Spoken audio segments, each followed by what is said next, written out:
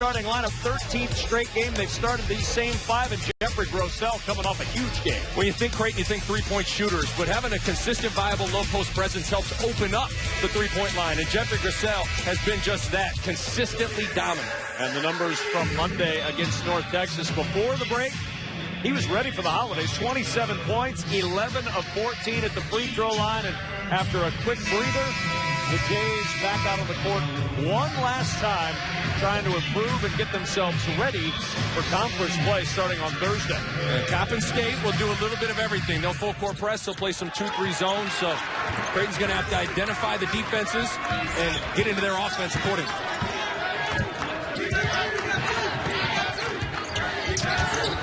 Dearden on the lob to Grossell to start it off. Great execution. Immediately identify the 2-3 zone. Good back pick to get behind it. And Grossell picks up where he left off against North Texas. There's Trayvon Seymour to bring it up. Keith Shivers now in the corner with Seymour, and he feeds the block to Simpson. Not a big team, and we'll see how they handle Grossell inside. The three launched by Tessie. That won't go. And the rebound to Watson. Bo Watson on the push. Huff in transition for three. Kyrie Thomas, the offensive rebound. But that's where Creighton's really difficult to guard. Getting a defensive rebound and running. And even off a missed shot, those are offensive rebounds that are available because no one's matched up. Good job by Kyrie Thomas. Seymour will enter it to Blake Simpson. Simpson, the runner with the left hand, is short, and Thomas will catch that loose ball. They've been tipped in there as the Jays will start it up. Creighton 8-4, one of the top 10 offensive teams in college basketball from a scoring standpoint. Averaging over 86 points per game. Grossell with the extra step. Well, there's no question, Kevin. Creighton offensively is as good as anybody in the country, and it all starts with their pace, their ability to get in the open floor. So that's why there's incentive to get stops and get defensive rebounds, because that's when they can play to their strength. Defense has been the problem. Coach McDermott saying earlier this week he needs to see consistency as that three drained by Keith Shivers. He said we've got to be better defensively, but that's not how we built this team. We built it to have the ability to score and to be skilled. Doesn't mean he doesn't want them to play defense, and there's a skilled play by Jeffrey Grossell to keep the ball for the Jays. Yeah, there's a fine line. Creighton ultimately is built to score and built to shoot threes. So you got to make sure you continue to foster that sort of mentality, but you don't want to sacrifice the toughness that it takes to get stops to be a viable, consistent threat in conference play. 2 minutes gone. Huff from the elbow. And Cole Huff. Important to get him going offensively on a consistent basis. Yeah, he took the words out of my mouth. I think tonight's an important night for Cole Huff before conference play gets cracking. Because he's a guy that I think when it's all said and done is going to be Creighton's leading scorer. Going to have to be the closer scoring the rock. So he's got to be confident. He's a tough matchup for a lot of teams, isn't he? Long, lean, but he's got that shooting ability from all the way outside. Yeah, absolutely. You can post up. You can shoot mid-range jumpers. You can also put it on the deck a little bit. So his versatility is very problematic. Nice jumper by Seymour. Coppin State within one. Huff, the skip to Dearden alone in the corner, and Isaiah Dearden will hit that shot more often than not. I think Dearden is kind of the key to their team. He's the one guy that when he knocks down shots, it kind of sets everything in motion for this group. Maurice Watson's the catalyst, but I think Dearden's shot making is crucial. Seymour trying to drive the dish to Terry Harris. The ball movement by Coppin as Seymour launches and hits the three. We were talking to head coach Michael Grant before the game. He was illustrating they just haven't shot it well. Off to a pretty good start. Always important to knock down shots early on the road, Kevin. 28% from three this year as Watson able to finish and draw the foul.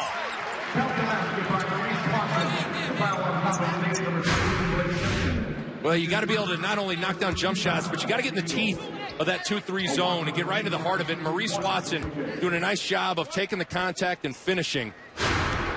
You get the sense that he's starting to settle in. He was playing a little bit fast, a little bit out of control early on in the year. I think he's got his pace at a very good tempo. Both teams have hit their last three shots from the floor. Jays have the 12-8 lead.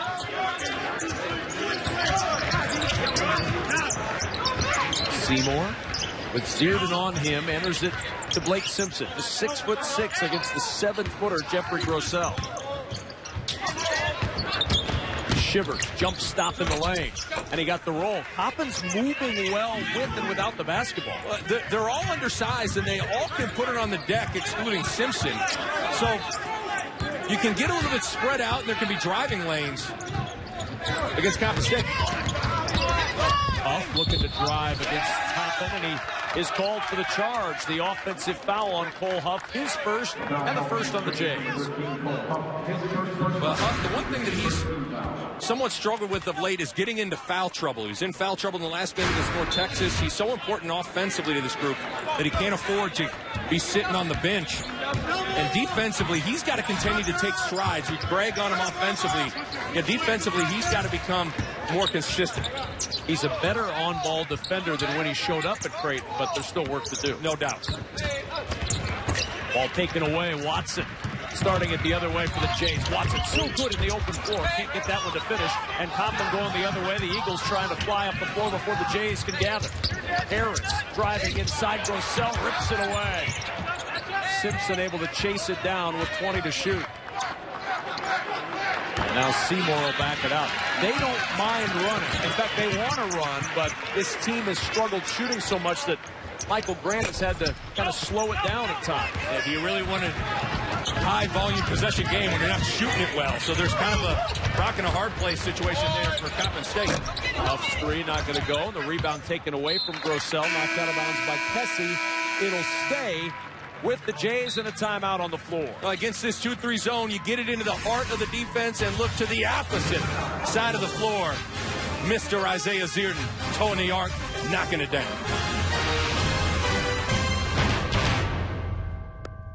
The Golden Eagle can... That identity of let it fly, recruiting shooters, going to play fast.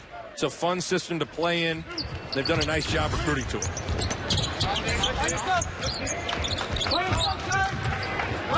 Watson looking for somewhere to go with it. Watson inside the dish and the dunk. Zach Hansen with a flush. That's where Maurice Watson's just so much fun to play with. Be able to get a piece of the paint, draw the defender, and just spoon feed Zach Hansen, who just checked in for an easy one. They don't build him like Zierden or like Watts anymore. Those pass first point guards, guys want to score. That's where he's fun.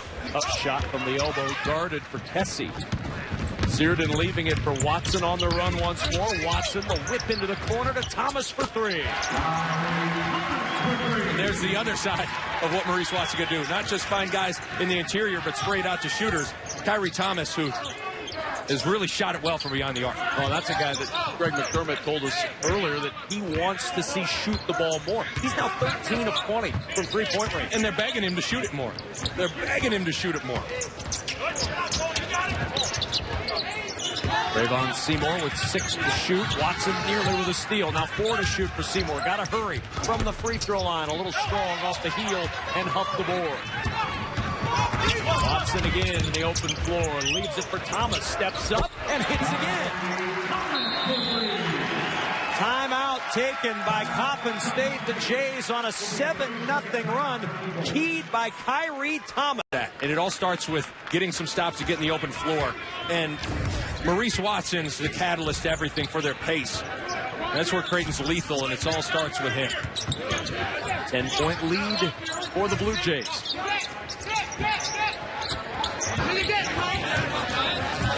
12 to shoot. Kessie. Terry Harris now with 7 to shoot. Has to back it out to Seymour. Trayvon Seymour, 3 on the shot clock, and a foul is going to be called. Watson taking the contact and the charge. Even though that one worked out, I get a little bit nervous about him doing that because you take a look at it, he does a good job, beat him to the spot. Wasn't a ton of contact, but boy, those calls are typically coin flips. And he's so valuable, as you've seen, the 3 assists here in the last minute.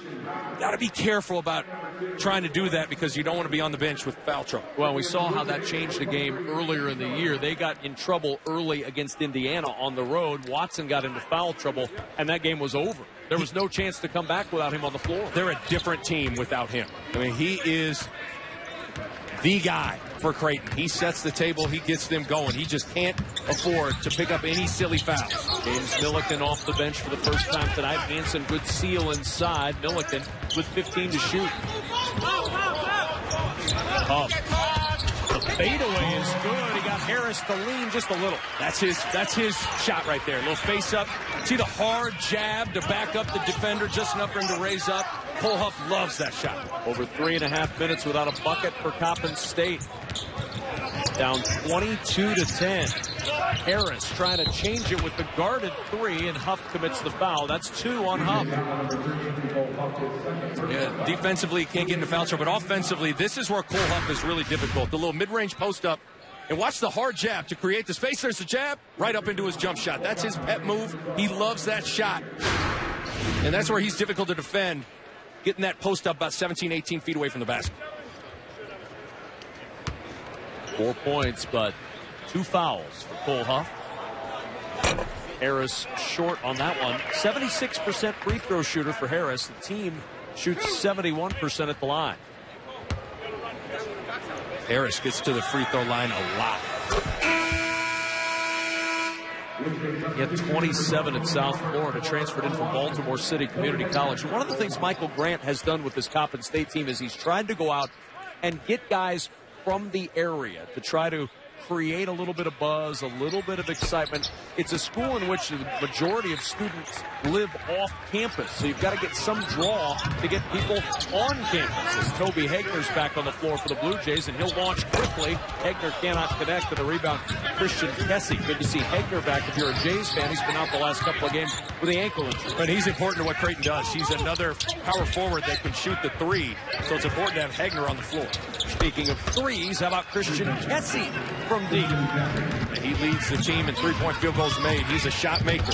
Malik Albert inside. Felt the contact. He got the bucket, and he'll go to the line. New haircut, new guy. And that backup point guard spot is still a question mark. And Malik Albert, the junior college transfer, is a dynamite scorer, but he's learned how to run a team. But you see here, taking the contact, getting it off the window. Take another look at it. That's really good. He can score the ball. It's just going to be, can he be in the right spots defensively, and can he run a team and get guys to rock in spots where they can be successful? And the three-point play completed for the junior out of Detroit. I'm telling you, almost every single junior college player I've ever seen, it takes about until Christmas for them to get comfortable and get going. We're right past the Christmas break. I got to feel Malik Albert could get on a roll. That seems to be universal across sports in the college landscape. You see that with college football. It takes a guy about a half a season before things start to slow down a little bit for him. Getting that same look from Malik Albert and others across college basketball. Timeout on the floor. Creighton off to an excellent start in their first game after the holiday. You have to be able to fly around, but with intelligence defensively. You can't have silly fouls. You can't give teams easy opportunities to get to the free throw line. Totally agree with everything Greg McDermott had to say there. Lucian Brownlee, freshman out of Lawnside, New Jersey. Here's Christian Kessie. 15 to shoot for Brownlee now. Brownlee against Ronnie Harrell. Over Harrell with the jumper, and the rebound to Albert. Rossell goes down. He's back up, trailing up the floor. Big screen by Hegner to free Albert to the rim, and Albert will go to the line.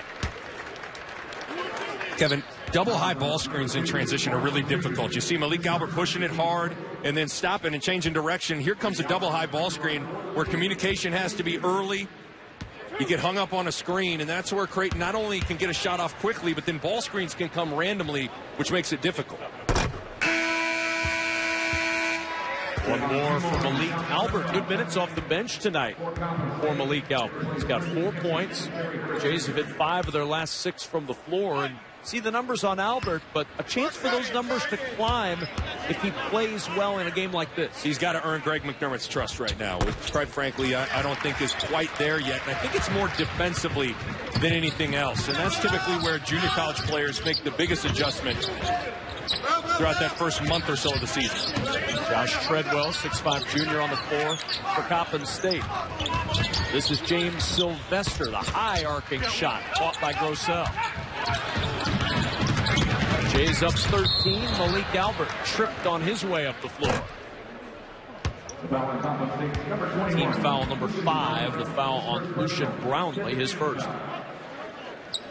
It's nice to be able to bring in a guy like Malik Albert that's not quite as good as Maurice Watson pushing the ball, but he is fast, free throw line to free throw line, so the pace doesn't come to a screeching halt when Maurice Watson goes to the bench. Greg McDermott mixing some combinations tonight. You've got Hagner back on the floor with Milliken, Harrell, Grossell, and Albert. Grossell underneath. Great entry pass from Milliken.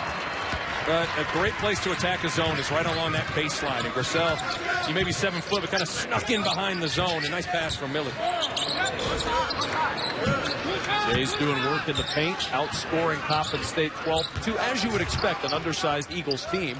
They'll launch the 3 and hit. Tough 3 for Lucian Brownlee. Albert, penetration. Grossell catches the wild shot. And now the Jays will reset. Milliken. Hagner. Jumper won't go, and Hagner off the bench tonight, a quick 0 for 2.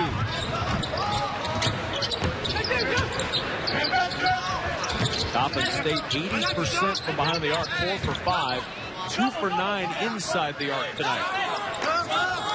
Good thing they shoot a lot of threes. Shooting that well from beyond the arc and still be down 12 here. A little disheartening, but in all reality, Coppin State's right there. Let's roll to the rim, but Fajoko cannot finish, and a foul. It'll be on Albert. Lawrence Fajoko right off the bench, and he goes to work. See the slip screen. Watch out.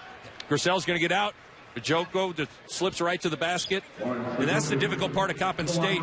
So many different versatile players on the floor. See how everybody gets above the free throw line there, Kevin? So that slip is wide open. Nice job from Coppin State.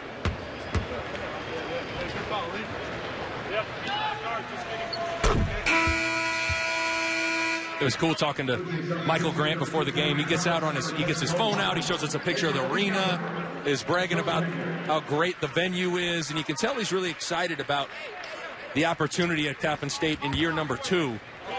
And he's a guy that wants to play fast, always has a team that typically is dynamite offensively. This group just hasn't shot it great so far. Well, he said he's been a head coach for 16 years, and he's never not led the conference in scoring. And a foul is called on Watson's attack.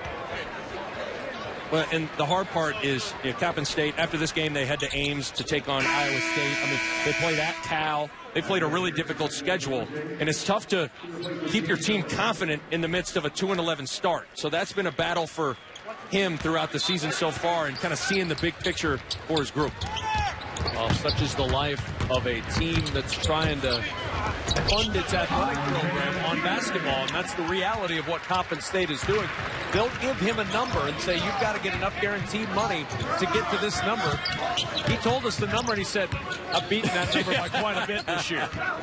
But he's taken a lot of L's as a result. But those could turn into W's in conference play if you learn from some of these losses. Sylvester backs it out, 5 to shoot. Brownlee the fadeaway. Tough shot, and Lucian Brownlee's got 5. Watson wanted to get down to Grossell.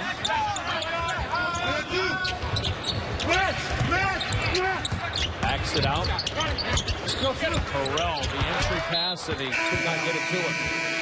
And the turnover back to Coppin State. Ronnie Harrell coming off a great game. Career high 14 points, 11 rebounds. In the absence of Hagner, Harrell really emerged and played well. A guy who's got point guard skills in a 6'7" frame. He's an intriguing guy.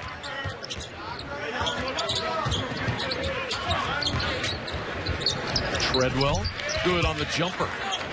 And Josh Treadwell with his first 2. There's Coppin State hanging around, down by 9. I've been impressed with the poise, especially some shots early for Creighton to weather the storm and get this thing to under 10 is impressive. Searden, deep 3 is good. That'll take some confidence away from the team very quickly. He's got 8. He's got a knack for Having that silencer, something to just stop a little run for the opposition. Treadwell with the screen, gets it back from Seymour. He'll launch, and the answer from Treadwell. That can't happen. When you're switching ball screens, you can't give up a pick and pop. Hey, Creighton, see, this is what we're talking about. We talked about it at the start. Creighton just being a little bit too comfortable with exchanging baskets. Ultimately, they got to put a little bit of teeth in their defense. They've had moments, but not enough consistent moments for Coach McDermott, and a foul is going to be called going against Lucian Brownlee, and the Creighton Blue Jays with a 9-point lead with 7:23 to go in the first. Well, Isaiah Zierden, he's in range. The second he steps into the gym. But Coppin State's starting to settle in with the pick and pop. Treadwell shooting it well.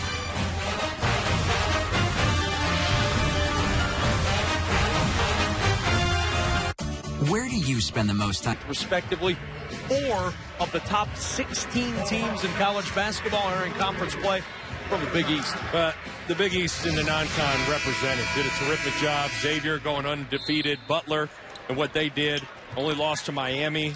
Took it to Purdue in a game where Kellen Dunham, their leading scorer, went 0 for 12. Been really impressed with the Bulldogs. Good ball movement by the Jays to find Zierden for 3. Zierden with a couple of triples down to double figures. He's such an important piece. His veteran leadership and his ability to knock down shots. And he's actually underrated on this end of the floor. Couldn't rip that one away quick enough, but Joko in there for the offensive board, and he's fouled. But Joko back to the line. He's 1 for 2 tonight. Zach Hansen with his second personal. So the Jays have Huff with 2 and Hansen with 2. 5 team fouls against Creighton.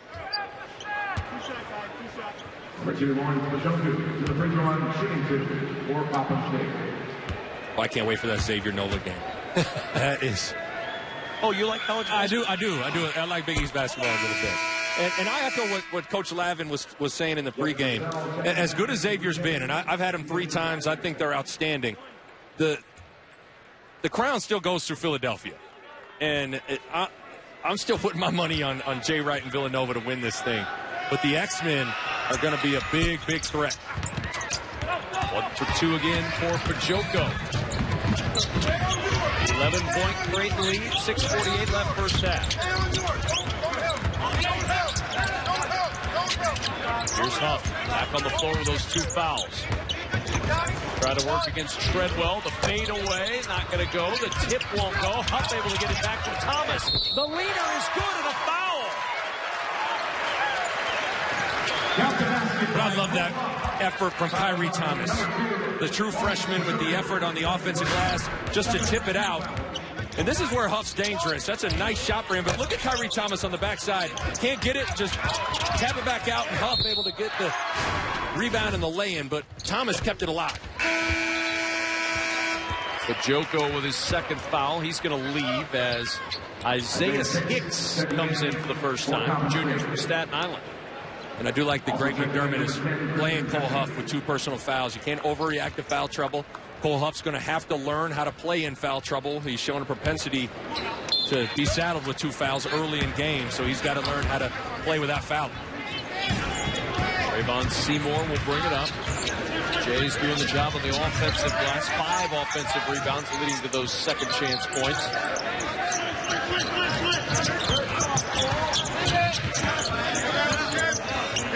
Shivers hands off to Seymour with 10 on the shot clock. Seymour going to work. Fortunate tip into the corner. Now 4 to shoot.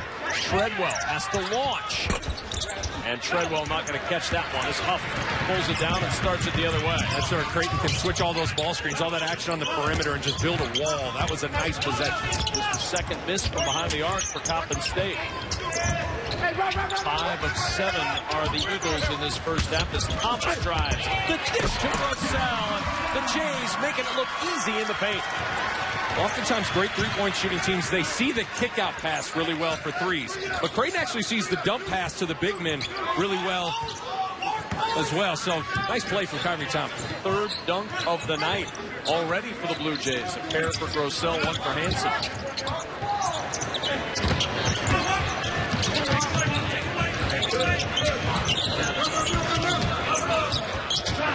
Treadwell the three. Good again with the shot clock winding down. That is 6 made threes in the first half for Coppin State. When Creighton won't switch ball screens with Grissel in the pick and roll situation, and Grissel couldn't get out there in time. These two teams love to shoot from long range, and they're showing it off tonight as Watson takes it inside and draws the foul on Isaiah Hicks. But teams typically that shoot it well see the kick-out pass, but Kyrie Thomas here on the penetration does a nice job of seeing the dump pass. So check out how he's going to get downhill, get into the paint, and draw Grissel's defender and be able to drop it back to him. So as Grissel's able to get downhill, he does have a shooter toeing the arc, but he draws Grissel's defender. Easy two-hand stuff. Good play from the freshman who's just got a lot of tools offensively. 4 for Watson. 4 points on the night, 2 rebounds, 3 assists. Kyrie Thomas, 8, 5, and 4 points, rebounds, assists. The stat line early. He's been terrific, not only tonight, but all non-conference slate. To be interesting to see how he handles conference play because everything gets ratcheted up another level. I think he'll be just fine. He will not be, however, a surprise to the folks in the conference. They're watching this. They've seen him play. They know what he can do now. And his handle's a little loose. Teams might try and go at him and pressure him a little bit. And there's going to be a ton of film on you. And Albert with the quick hands to get the steal. Albert all the way to the rim. Fancy move by Malik Albert. Maybe earning a little playing time with his first half tonight. Sometimes going home and being around your family, just getting away from it, kind of recharge your batteries. And again, junior college players, it takes a little bit of time for them to get totally comfortable and acclimated to Division I basketball. Malik Albert got himself acclimated to the barber's chair over the holiday break. The locks have been trimmed. That's why he was able to run through the pass, more aerodynamic. He's not like Samson, who loses strength with his hair.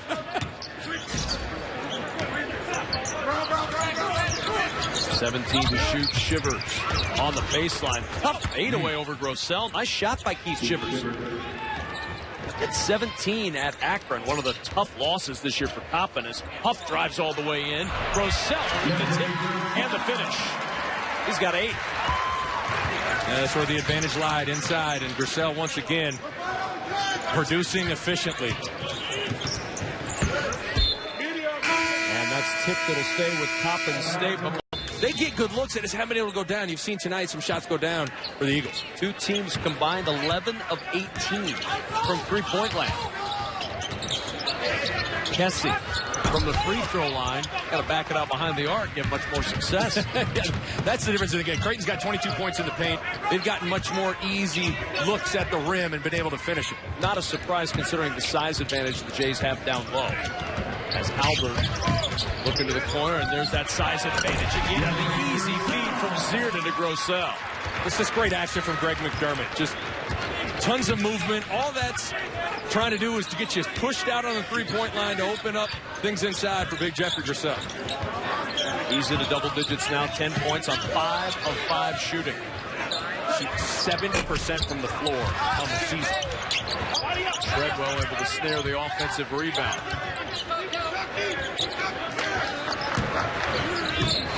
Rayvon Seymour. Harris backs out for 3, and Zierden the board. Albert on the run again. He's been good in the open floor tonight, and he is once more.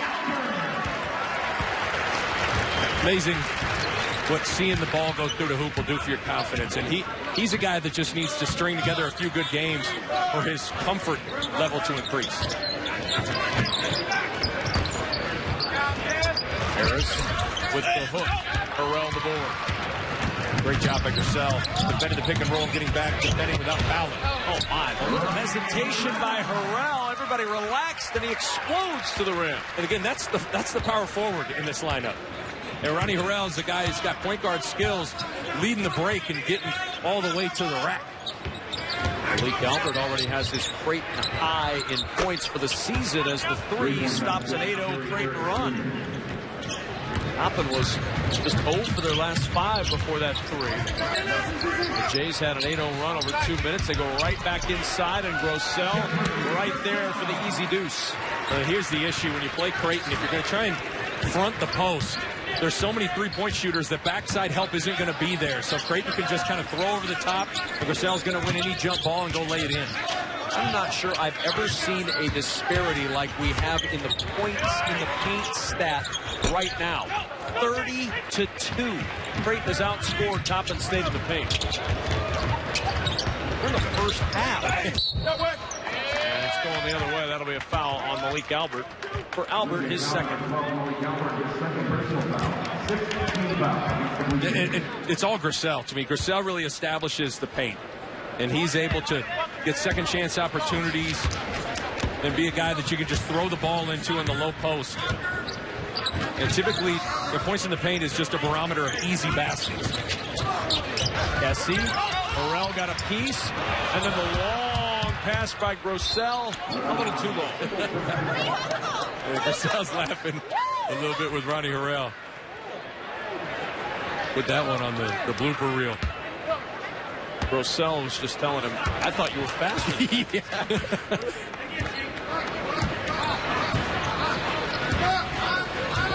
Final 33 seconds of this first half. Seymour working his way inside, and the foul's going to be called. That'll send Seymour to the line. Malik Albert with his third foul, and as well as he's played in most aspects tonight, that'll trouble Greg McDermott. 3 fouls now for Malik Albert, the guy he's been using to spell Mo Watson. Well, and a lot of the offensive foul a little bit ago, and that one there, that's just a tough spot with the new rules. If a point guard puts his head down and drives it into you, it's a tough spot. But again, defensively is the area that he's got to earn Greg McDermott's trust. Creighton is really a scouting report defense. They get really specific and detailed with their game plans, and you got to be able to process that and play fast without thinking and do it without fouling as well. You're a point guard. Are you driving it with your head down at almost every turn? Absolutely, especially against a team like Creighton where their point guard's so important. Driving it right at Maurice Watson, putting it on the official. I do the same thing against Chris Dunn. I do the same thing against Edmund Sumner. For Xavier, absolutely. With the new rules, it makes it difficult for that defensive guy to avoid getting the foul. There's going to be contact, and typically when there's contact, the referee wants to blow that whistle. Coppin State's just 5 of 9 at the line tonight. 7 of 7 are the Jays. But look how spread out the floor. You got Milliken and Huff posting up. Here comes a double ball screen. Watson on the drive all the way in. Grossell can't finish with the offensive board. Seymour clears the board. And that one not good. Halftime here in Omaha, Nebraska. And the end face Coppin State and Grossell and Zierden into double figures. Grossell coming off that 27-point game last week against North Texas and 12 in the first half on a perfect 6 of 6 shooting. Not too often you can shoot 70% from the floor and then have your field goal percentage go up. That's what Grossell's doing right now. Shivers and the steal. Watson with the takeaway. Watson on the push. The step back 2. And the rebound to Terry Harris for Coppin State. I love how Maurice Watson, watch when he pushes it in transition, Kevin. He can change directions, but still go north and south. He can put it between legs around his back, but still be getting up and down the floor. Shivers the 3, and that's what's kept Coppin State afloat. Hitting the 3. They are now 8 of 14, 9. 9 is right around their number made per game, but they'll shoot a lot more than that. If they weren't making threes, it'd be a bad, bad night. As Grossell picking up where he's left off. You always like, Greg McDermott loves to dial up Grossell's number early in halves to get him a touch.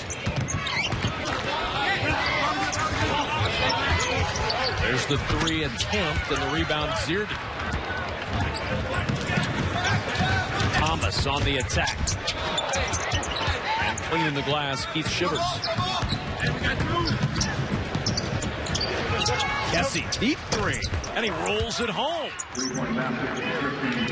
9 made threes for Coppin State, and yet they still find themselves in this big hole. Average 9.5 made per game.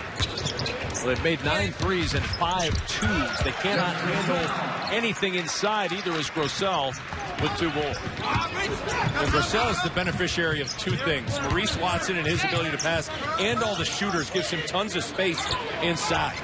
Still hasn't missed a shot. Harris to step back. And Harris now with 6. Their leading scorer has been a little bit quiet here this evening. Really struggled from the floor, just 2 for 6. And again, an easy 2 in the paint once more for the Jays. That has been available, and they have used it with great frequency all night long.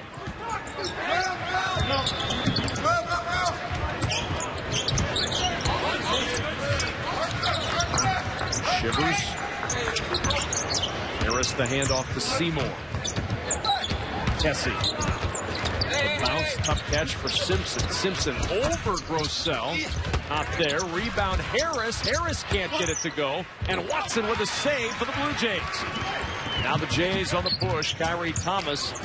Coppin did a good job getting back. Huffle launched the 3.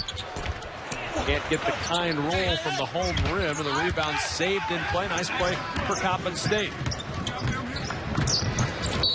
And a foul as Seymour dribbled through traffic. Let's go back inside to Jeffrey Grossell one more time. That's what the Jays been doing all night. Well, he's 8 for 8, and he's doing a nice job. Look at all the space. Good hard spin, but he always is going to get back to that right shoulder, left-hand jump hook. And then look at the pick and roll. Look at all that space inside. That's because there's shooters towing the arc, so the help defense can't come.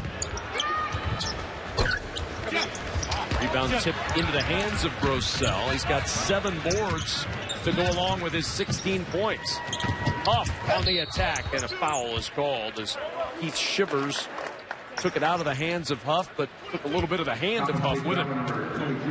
Creighton will absolutely shred teams that send multiple guys to the offensive glass that don't get offensive rebounds, because they're then going to have numbers in transition. And then if you don't do a good job getting sorted out and matched up, Creighton's going to find the open man and hurt you in the broken floor. Up with one more, 71% shooter at the line this year, 1 for 2 tonight. Huff had the hot start, but the foul trouble that he got into kind of derailed the momentum. And right now, Maurice Watson leading this team in scoring, but when it's all said and done, I think Huff will be the guy that leads the way in the scoring department for Creighton. Does he need to be the guy? Probably, because I think Maurice Watson, it's nice when he scores, but if he's the leading scorer, his distribution might dip a little bit. It's really important for him to continue to get assists to spoon-feed guys easy looks. I just think it's important with how Creighton plays for that 4-man to be a scorer with all the pick and pops and pick and rolls that they run. And the push-off's called on Watson. Anytime you see the guard extend that arm, you're going to get the call. And I like it. They're trying to clean this up. Defenses are in such tough spots where if the offensive player can either barrel into you or push off, and oftentimes it was always going to go against the defense. I like that they're trying to clean some of that up.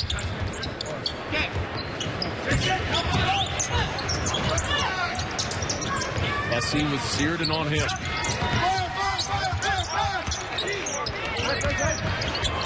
10 to shoot. Step back for Tessie. Thomas tips the rebound to Grossell.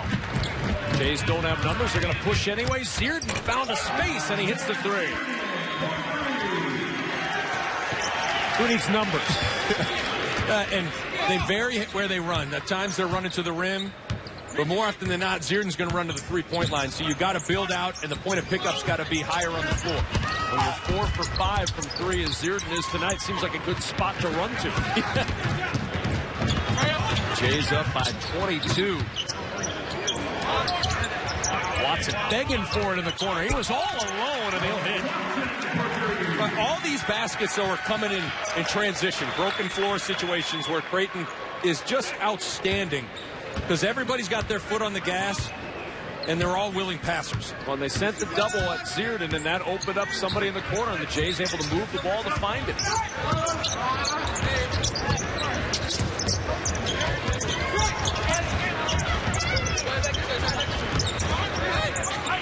Seymour with 9 on the shot clock. Tough shot against Huff. Grossell the rebound. Now 2-on-1 if they hurry. Nice bounce. Watson Zierden with a 2. Beautiful play. Well, there's got to be defensive balance, though, for Coppin State. Again, when you're sending guys to the offensive glass, you better come up with some offensive rebounds. If not, you're going to give up 2-on-1s, 3-on-2s. Seymour to the rim for 2. He's got 9. Watson 2-on-1 again. Thomas inside with 2. It's so easy right now for Creighton. Did you see how Maurice Watson there pushed it hard, forced the defense to step to him, and right at the last second to be under control to get it to Kyrie Thomas. Now, Maurice Watson's just got such good feel as a passer. Those points, the 39th and 40th of the night in the paint. 40-4, the scoring in the paint. And Huff the rebound for Huff. That's number 4 off the glass tonight. 4 J's in double figures. Thomas has 10. Watson has 10. And the rebound to Shivers. Some tired bodies on the floor right now. It's been quite a pace. Harris fouled on his way to the rim, and a timeout on the floor, much to the delight of most of the players out there. Creighton has been able to get out in transition and run. Watson burying the 3, then the nice pass is here in the lane.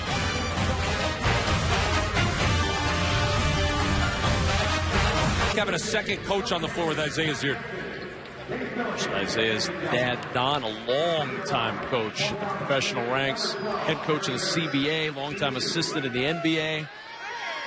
Good to have that kind of brain out there on the floor in his son, Isaiah. Well, and this is where he's valuable. Malik Albert now on the floor. But Isaiah Zierden can slide over and handle the ball and take some pressure off of Malik Albert to initiate offense, handle the rock. So his versatility at the guard spot and being able to play a couple different positions is really important. Now looking at a 2-3 zone. James Milliken and Malik Albert along with Zierden in the backcourt. They'll try to lob, and Milliken can't finish. But there to clean it up, and a blocked shot as Hegner can't put it in, and a foul. Boy, excellent design on the play, and Milliken just couldn't finish. Boy, perfect execution. You screen the back of the zone. Zierden passes right there. Just can't get it to go down. Creighton's done a good job now twice. The first time they've seen a zone at the start of the game, and here the first time they see zone in the second half. See those screens from Hansen and Hegner getting them up the floor. Milliken just couldn't throw it down. And Lawrence Fajoko at the end of that play was slow to get up and being helped now to the Coppin State bench. Fajoko, the senior from Nigeria, who saw 29 games off the bench a year ago, began his career at Northwest Junior College. And Fajoko was not putting any weight on that ankle at all as he was helped to the bench. Hope he's okay. Sometimes those can kind of scare you more than anything. You roll it, you think it's going to be worse than it is. You'll know here in the next 5 minutes or so. Hegner wide open for 3. And for the Jays, that's now 8 from behind the arc. Going with the body blows, the points in the paint, and going with the haymakers from beyond the arc. Creighton's got it all on display offensively. Crowd here in Omaha very happy. That 3 was the free pizza 3. Over 75, a promotion with a local pizza joint, allowing you to get free pizza. So everybody's happy. They came out on a snowy night. They've got the free pizza. Averaging 86 points a game. There's a lot of pizza being consumed so far. Seymour with the answer from 3. And Seymour into double figures. He's got 12.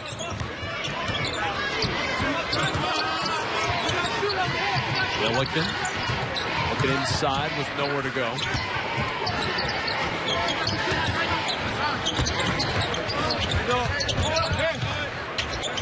Hansen back out to Milliken.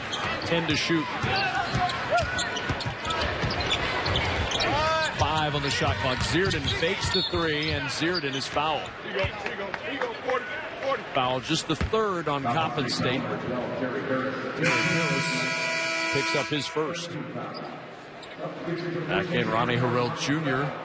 giving Isaiah Zierden a breather. I've been impressed with how sharp Creighton's been tonight. The first game back after the holiday break sometimes can be a little sloppy.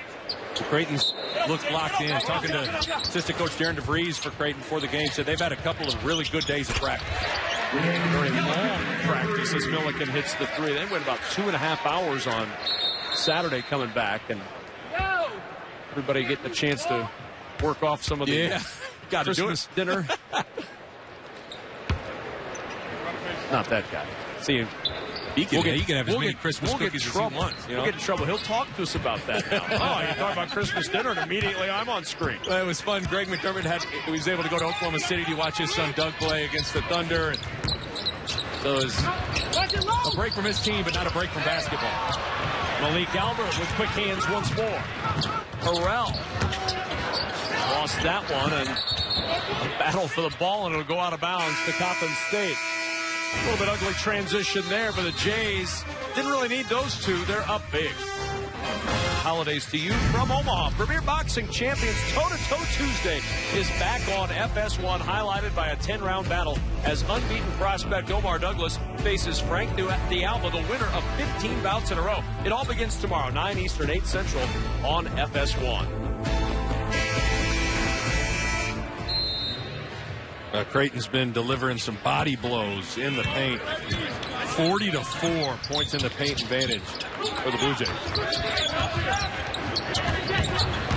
Trayvon Seymour, one of 2 Eagles in double figures. He has 12, 15 to shoot for Coppin State. Edgar defending in the corner. Nowhere to go. The back out. And the jumper good for Isaiah Hicks, his first 2.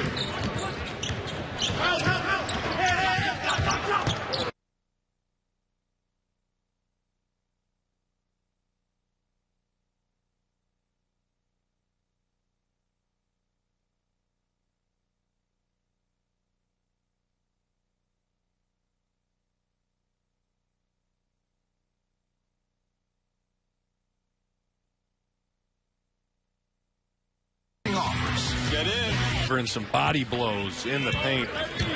40-4 points in the paint advantage for the Blue Jays. Trayvon Seymour, one of 2 Eagles in double figures. He has 12, 15 to shoot for Coppin State. Edgar defending in the corner. Nowhere to go. The back out. And the jumper good for Isaiah Hicks, his first 2.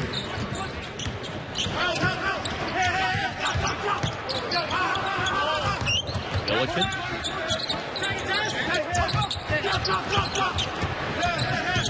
Milliken at the top, the bounce to Albert.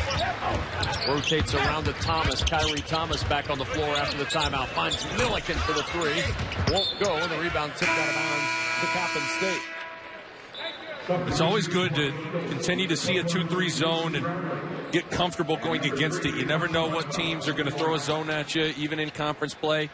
There's been, Seton Hall will show some 2-3 zones. Xavier shows some 1-3-1 zone. So it's good to be able, in a game, to go against it. How much zone do you think Creighton will see over the course of the season? How many teams will look to employ it against the Jays as a good defensive strategy? Well, it's probably not a great defensive strategy because you kind of are matched up to an area, not a man. And when you're playing Creighton, you want to make sure you're matched up to the shooters. So I don't know how much zone you'll see, but there are certain teams that do have it in their DNA where Xavier's going to play some 1-3-1 zone. So they'll see it a little bit. Zach Hansen with the foul on the drive from James Sylvester. 2 free throws coming for Sylvester. Came in as the second best 3-point shooter in the MEAC this year. He has not attempted a 3-pointer tonight, on a night which his team has attempted 19 of them. And they've hit 10. Yeah, that goes to show you how good Creighton's been offensively. That you have a Coppin State team that's knocked down 10 threes, and they're still way down.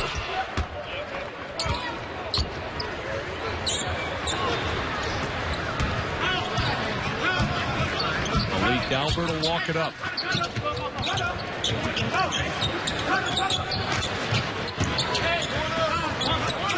Thomas, the jump in the corner to Albert for 3. And Malik Albert, first time he's gone into double figures in a Blue Jay uniform. He's got 12. Well, he's looked good tonight. He's looked comfortable. He's able to get some shots to go down early. And if he can emerge and take ownership of that backup point guard spot, that's just one less thing for Greg McDermott to have to worry about. Well, you know he can score. He did it at Mott Community College, obviously a different level, but 1,248 points in 2 years there. 24 points points per game in junior college. He's a guy that can really fill it up. Milliken on the attack again, and a blocking foul is called.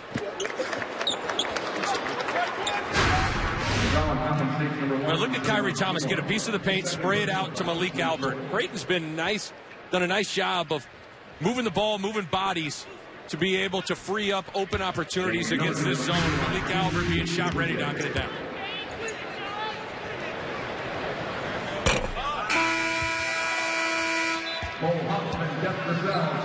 Career high for Malik Albert. Of course, your career has not consisted of a huge body of work. This is his 11th game played.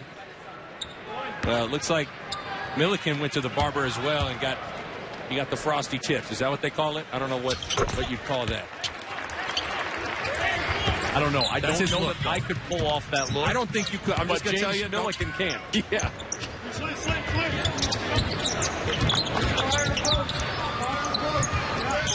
But Milliken, he's important. He's a guy that led Creighton in scoring in conference play last year. And now he's embraced his role off the bench, which is important for guys, seniors, to show that they're unselfish.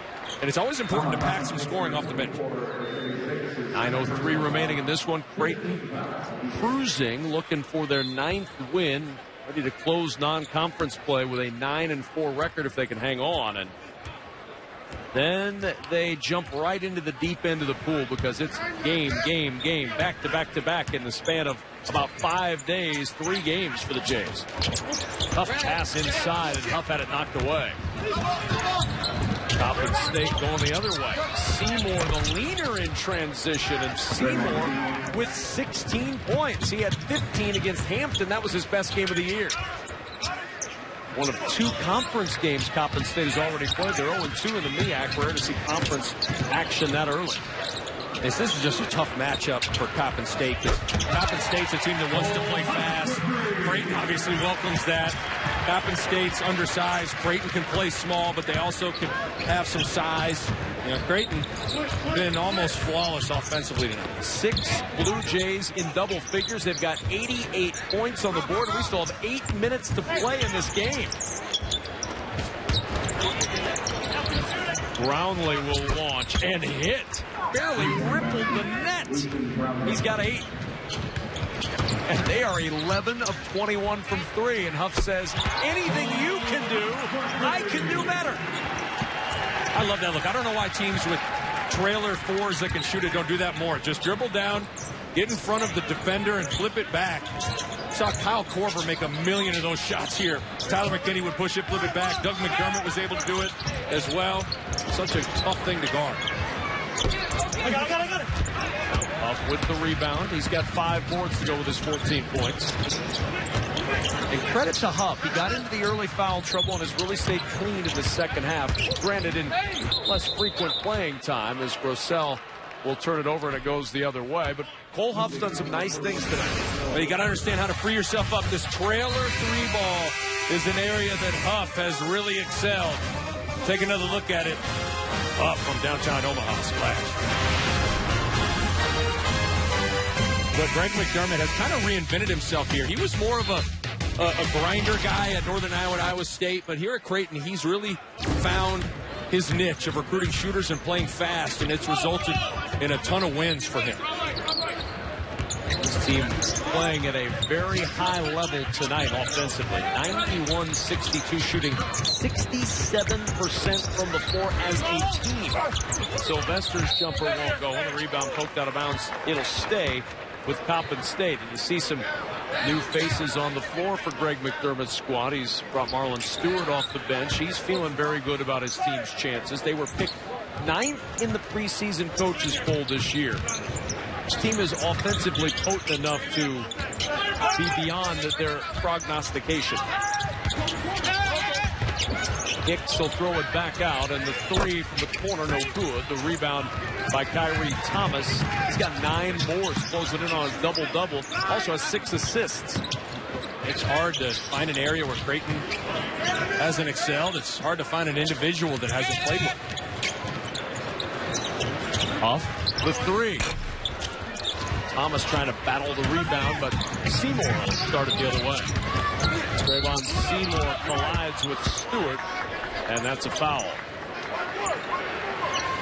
Now this Blue Jays offense, look at where they ranked coming into play tonight. 9th in the NCAA in scoring, 17th in field goal percentage, 39th in three-point percentage. And last year, this is an offense that averaged just 67.3 points per game. That was the lowest number at Creighton since 2006, 2007. When were you on the roster? That'd have been my junior year. Okay. You know, we went to the NCAA tournament, though. So. Yes, you did. But this group has been really, really dynamite offensively. And I think it all starts with Maurice Watson, but it's their pace. You talk to any Big East coach, it's the pace and tempo that Creighton plays at that concerns you and scares you the most.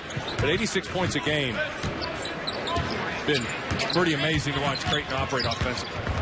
Stewart to the rim, misses that one. He's frustrated, doesn't get a lot of opportunities to score. Coming off the bench, Stewart only has 3 points this year, and there's the swat by Zach Hansen. Tyler Clement couldn't keep it in play. Inside hits, rejected again. Hansen with the double stop. Clement open three. And Seymour the other way.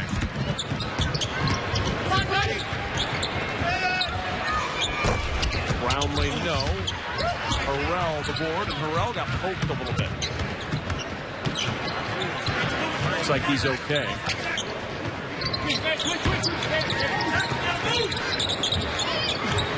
5:15 to go. Stewart with 13 to shoot, rotates around to Harrell.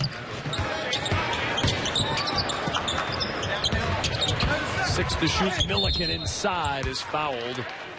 Isaiah Hicks with the foul. And let's go back to the defensive end and Zach Hansen. Well, not only has Creighton owned the paint offensively, but defensively they've done a good job protecting the rim. And Hansen, you said it, Kevin, a double stuff for the Mr. Basketball of South Dakota.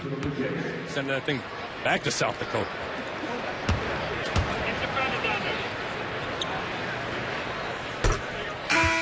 With Creighton, you get the sense sometimes that offense comes so easy for them that they get comfortable just exchanging baskets. And when you get into Big East play, it's a different level of offensive team that you're dealing with. So Creighton's can't fall victim of a team that just, okay, we'll just get it back on the offensive end. Okay, if I don't fight through the screen, that's no big deal. We'll just get it back by making a three. Creighton's got to fight that temptation. Maurice Watson has the appearance of a man who's not going to play any more basketball tonight. I think they would call that chilling. I believe so. He's earned it. I mean, he has been outstanding. 10.7 assists. And continuing to cheer his teammates on. He's the vocal leader.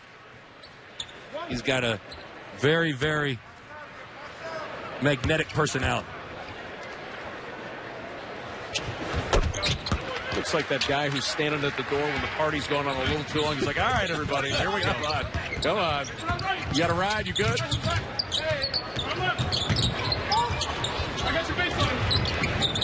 Brownlee. Sylvester inside. Tried the handoff, but Simpson wasn't ready for it. Harrell starts it up. These are important minutes for Ronnie Harrell. I know it's a blowout, but he's got to continue to earn the coach's trust. He had 14 points and 11 rebounds the last time out, but he's got to earn it each night. You can't just have one good game and expect minutes. Lob inside, and Hansen is fouled by Simpson. To your point about Harrell, we've seen a couple of quick hooks tonight. Things didn't go his way exactly, and Coach McDermott didn't give him a chance to get on the floor and do something else that he didn't particularly like. Well, and when you're a bench guy trying to earn a role, earn minutes, it's the little things. So oftentimes, people come into a game and think, okay, I got to score. That's the way I'm going to continue to get more minutes. But it's executing out-of-bounds plays, understanding your assignments defensively, setting good screens. That's how you'll earn more minutes. That's how you're going to earn the trust of Greg McDermott to get onto the floor. Zach Hansen with 3 points tonight. So the return tonight of Toby Hegner, who came back from an ankle injury that kept him out the last couple of games. And we were talking with Coach McDermott earlier tonight, and he said, I don't know if he's going to play, how much he's going to play, whether or not it needs to be something he does tonight. But obviously they decided, yeah, he needed to play and shake off a little rust before conference season. You just said it. I think it was important for him to play even just 5-6 minutes tonight, just to get back into a game so he's not totally rusty when Creighton heads to St. John's and then Nova coming to town here on the second. As a player, how much do you feel like you need to get out there to prove to yourself that the ankle's okay? Yeah, that's the last hurdle with any sort of injury, big or small, trusting it. Oh, my. What a shot, and the foul, a chance at a 4-point play for Trayvon Seymour, and Ronnie Harrell with the lunging foul on the three. It's quite a step-back jumper. Line drive, right in. That's difficult.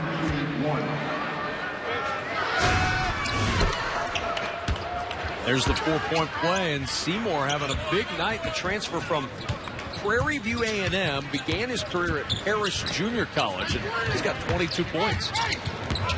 He's an important piece because he's the one guy that can handle the ball and kind of play the point guard role for this group. Leads the team in assists and steals.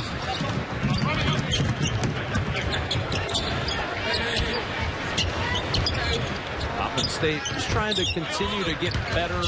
New lineup this year for head coach Michael Grant, and Coppin State's got a little work to do before they continue on through conference play. It's been a tough night for that man on the Coppin State bench, but everybody's smiling on the Creighton side.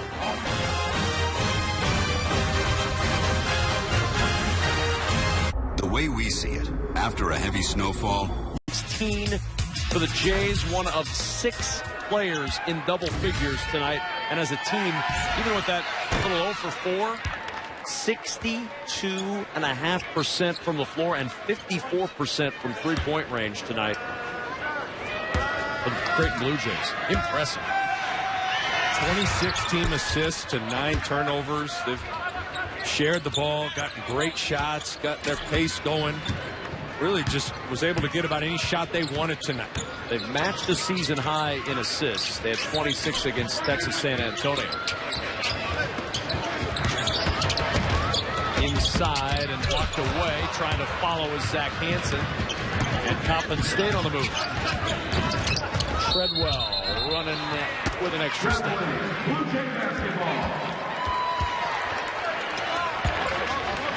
Creighton closing in on back-to-back games over 100 points if they can muster 5 more in the final 3 minutes. This offensive prowess continuing to impress. Stewart will launch the 3. Hansen with the offensive rebound. And a foul is called. Hansen is going to go to the line. Kevin, Big East teams are going to be concerned to head to Omaha because this is one of the toughest venues to play in the Big East, top 10 nationally in attendance, and then you have a style that's tough to go against because of the pace, the ability to put a bunch of points up on the board. You know, some Big East teams that are a little bit scared to come to Omaha. Zach Hansen, a 68% free throw shooter. He's got 5 tonight.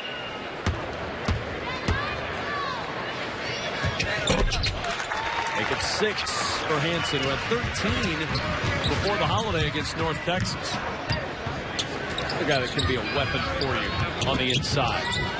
There's no drop-off. When Grissel goes to the bench, who's been terrific. Hansen's been able to keep it up. And getting to the rim, Alvaro Morinda. First chance we've had to see him on the floor. Clement. The bounce inside. Hansen stripped out of his hands and taken away by Morinda. And Treadwell lost it on the way to the rim. 2:15 to go. 97-71 Creighton. And the good thing about Creighton, when you get into conference play, it's tough to have your pet plays manufacture shots because you're so well scouted and teams know you so well. But a lot of what Creighton gets, Kevin, is in broken floor, random screens, pushing it. So it's not necessarily pattern movement. So that's going to lend itself to, I don't think Creighton's going to have too big of a drop-off. You know, they're obviously not probably going to average 86 a game, but they're still going to be able to score. Jays having a little trouble scoring right now late in this game with this lineup on the floor. They're 0 for their last 6. They've turned it over a couple of times. Here's Stewart.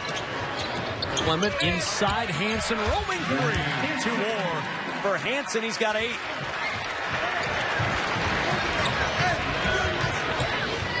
Michael Grant wants his team to slow it up a little bit. The older brother of Gary Grant, the 1988 Big Ten Player of the Year at Michigan. And he was around those Michigan teams that had Ramil Robinson, so much talent. He'd like to find a little of that talent to come to Coppin State and help build this program. Struggling right now. This Watson can go toe-to-toe with just about any point guard in the conference, and it starts there. If you're at such a disadvantage at the point guard spot, it's tough to win. And I think Maurice Watson affords them the opportunity to have success in conference play. Sylvester gets the bucket. He'll go to the line for 1 more.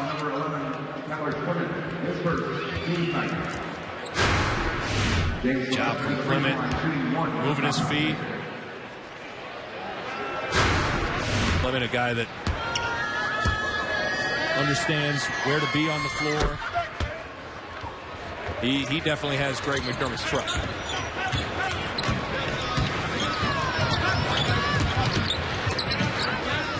Stewart.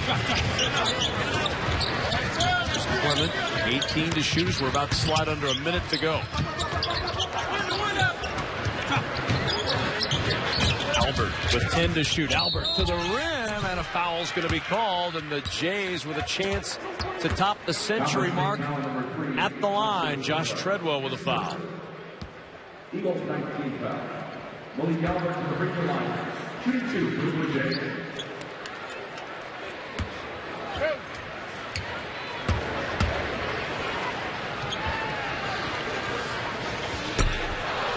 One more.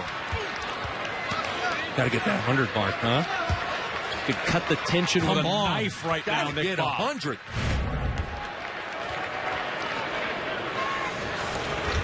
And they do. 100 points for the Creighton Blue Jays. That is significant because it's the first time the Jays have had back-to-back games with 100 points or more since 1965-66. 104 against Idaho State, January 29 of 66. 116 against Memphis, the next game out, February 2. Neither Nick Baugh or Kevin Kugler were around for either of those games. But I'm sure they were fantastic. 100 points. Love it. You know Tavis has to be excited. He was able to get that graphic in there. Our producer's got to be fired up. Producer Tavis Strand has had that one for days now. Just waiting, telling everybody he saw. Can't wait to see this happen. Time winding down in this one. 7 players in double figures for the Jays. First time since at least 1980-81 for that kind of balance. And with 3 seconds to go, a foul. As Coppin State with a chance to grab a couple of more points here before this one comes to a close. So you've got balanced scoring, paint scoring, great shooting. Not a bad way to close the non-conference, but competition ratchets up in a big way in a hurry.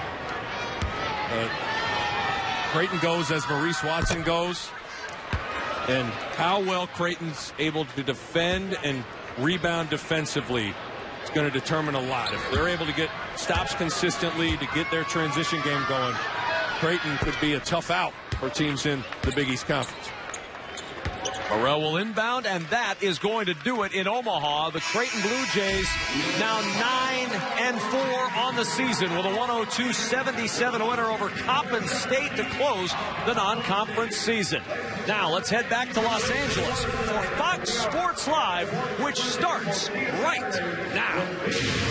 Now on Fox Sports Live, the year of the backup continues in Cincy. Could A.J. McCarron recapture some of his college magic, or did Brock Osweiler do enough to hold on to his job? We go around the league where Belichick offers an explanation. Johnny Football is back in hot water.